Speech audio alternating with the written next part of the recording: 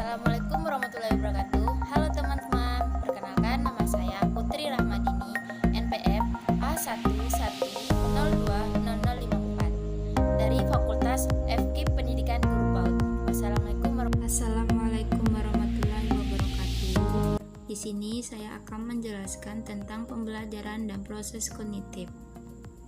Pendidikan merupakan suatu usaha sadar yang dilakukan dengan cara membimbing, mengajar, dan melatih peserta didik yang dapat menimbulkan perubahan dalam diri peserta didik dengan tujuan agar dapat tercapai kesesuaian antara diri peserta didik dengan lingkungannya.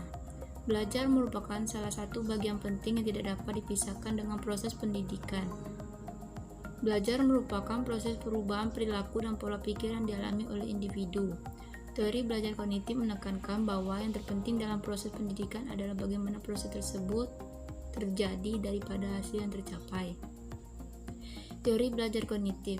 Salah satu teori yang menjelaskan tentang teori belajar kognitif adalah teori Gaslit. Teori kognitif muncul dari berkembang karena pengaruh teori Gaslit, dengan tokoh-tokohnya seperti Max Wertheimer, Wolfgang Kohler, dan Kruskovka. Mereka kurang setuju dengan gagasan para pemikir sebelumnya, atau khususnya behaviorisme, tentang aktivitas pembelajaran yang dilakukan hanya sebatas proses stimulus dan respon, sehingga mereka melakukan penelitian yang tertuju pada persoalan persepsi. Pengertian teori belajar kognitif.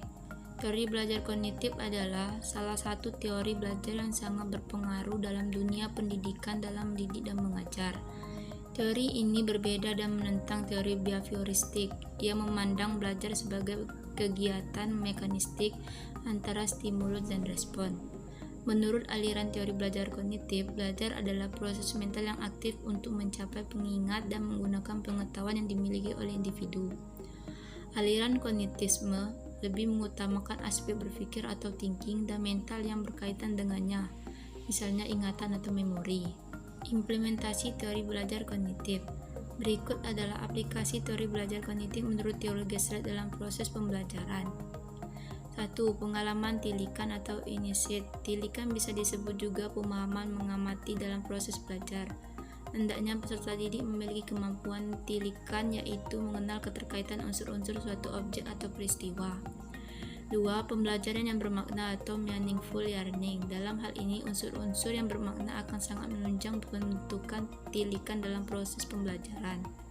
3. Perilaku bertujuan atau purposive behavior. Suatu perilaku akan terarah pada tujuan. Proses pembelajaran akan berjalan efektif jika para peserta didik mengerti tujuan yang ingin dicapainya. Jadi, hendaknya para guru membantu para peserta didik untuk memahami arah dan tujuannya. Penerapan prinsip teori belajar kognitif menurut teori Gaslit dalam pembelajaran. Aktivitas suatu cabang olahraga harus dilakukan secara keseluruhan, bukan sebagai pelaksanaan gerak secara terpisah-pisah. Pemecahan keseluruhan aktivitas menjadi bagian-bagian yang terpisah menyebabkan peserta didik tidak mampu mengaitkan bagian-bagian tersebut. Untuk itu, siswa atau atlet harus mampu mempersatukan bagaimana menjadi sebuah unit yang terpadu.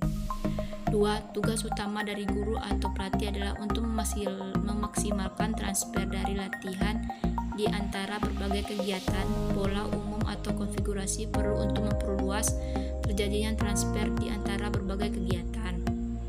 3. Menggunakan faktor insight untuk memecahkan masalah. Pemberian contoh pada siswa akan membantu siswa dalam mengamati dan memahami suatu masalah, sehingga dia mampu menyelesaikannya. Teori kognitif dalam pembelajaran. Belajar dalam perspektif teori kognitif terdapat banyak pandangan tentang belajar, sehingga muncul berbagai teori belajar. Antara teori yang satu dengan teori lainnya berbeda-beda dalam mendefinisikan belajar. Teori belajar hadir dan muncul pada dasarnya disebabkan oleh para ahli psikologi belum puas dengan penjelasan teori-teori yang terdahulu tentang belajar. Di antara teori belajar yang sangat terkenal ada teori behavior dan teori kognitif. Menurut teori behavior, skala kejadian lingkungan sangat mempengaruhi perilaku seseorang dan akan memberikan pengalaman tertentu dalam dirinya. Oleh karena itu, belajar menurut teori behavior adalah perubahan tingkah laku sebagai akibat dari interaksi individu dengan lingkungannya. Interaksi tersebut merupakan hasil dari conditioning melalui SR atau stimulus respon. Asumsi dasar psikologi, pengaruh proses kognitif selektivitas atas apa yang dipelajari, konstruksi makna, peran pengetahuan dan keyakinan awal, meningkatnya kepastian proses-proses kognitif yang canggih seiring bertambahnya usia, keterlibatnya aktif dalam pembelajaran. Prinsip-prinsip teori belajar kognitif. Teori belajar kognitif menjelaskan belajar dengan memfokus pada perubahan proses mental dan struktur yang terjadi sebagai hasil dari upaya untuk memahami dunia. Teori belajar kognitif yang digunakan untuk menjelaskan tugas-tugas yang sederhana seperti mengingat nomor telepon dan kompleks seperti pemecahan masalah yang tidak jelas. Teori belajar kognitif tidak berdasarkan pada 4 prinsip dasar pembelajaran aktif dalam upaya untuk memahami pemahaman bahwa belajar mengembangkan tergantung pada apa yang telah mereka ketahui. Belajar membangun pemahaman daripada catatan. Belajar adalah perubahan dalam struktur mental seseorang. Penerapan teori belajar kognitif dalam pembelajaran. Dalam penerapan teori belajar kognitif secara akan ada model belajar Brunner, Asubel, Gagne, dan model perkembangan intelektual Piaget. Adapun secara umum penerapan teori belajar kognitif dalam pembelajaran adalah sebagai berikut. Khususnya belajar tidak harus berpusat pada guru, tetapi peserta didik harus lebih aktif. Oleh karenanya, peserta didik harus dibimbing agar aktif menemukan sesuatu yang dipelajarinya. Konsekuensi materi yang dipelajari harus menarik minat belajar peserta didik dan menantangnya sehingga mereka asik dan terlibat dalam proses pembelajaran.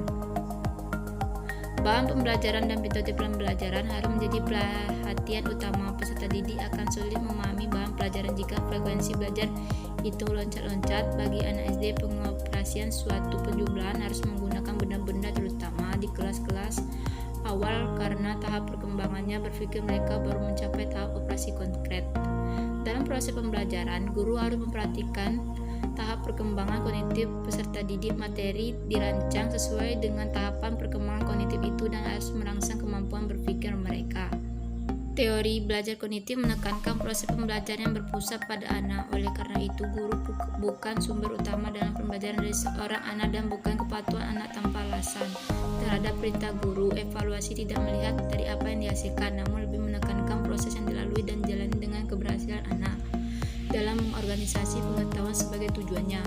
Bukan itu saja, evaluasi juga melihat kedalaman, keluasan pemahaman dan pemakaian bahan anak serta kejelasannya, keruntuhan pemikiran dalam mengemukakan gagasan lisan dan tertulis.